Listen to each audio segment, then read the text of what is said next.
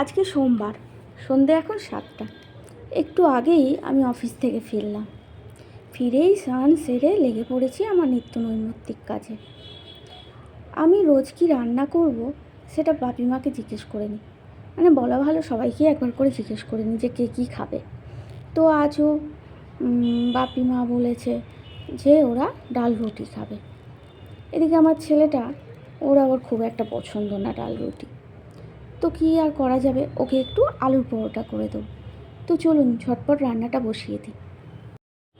আজকে একটা দারুণ জিনিস হয়েছে জানেন। আমার কিছুদিন ধরে, মানে অনেকগুলো মাস ধরেই দেখছিলাম আর কি, ইউটিউব চ্যানেলটায় 494টা সাবস্ক্রাইবার শো করছিল। আসলে আমি না ঠিকঠাক ভিডিও দিচ্ছিলাম না টাইম মতো। ওই মাঝে সাঝে কখনো ইচ্ছে হলো একটা হাতে দিলাম, টাইমেরও কোনো ঠিক নেই, ঠিকঠাক সেটিংসও জানি না। তো যাই হোক, এইভাবে চলছিল।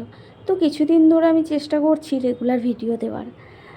তো ওই আর কি, 1-2 দিন ধরে খেয়াল করছিলাম যে সাবস্ক্রাইবারটা না একই রয়ে গেছে, ভিউজ তো আসেই না ছেড়ে দিন।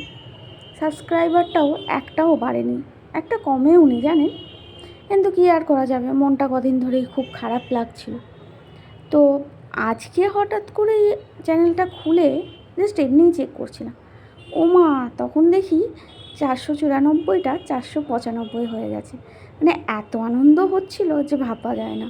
মানে আমি নিজেই হয়তো ভাবা ছেড়ে দিয়েছিলাম যে ওই চ্যানেলটায় আর কোনো ভিউজ আসবে বা সাবস্ক্রাইবার বাড়বে বলে।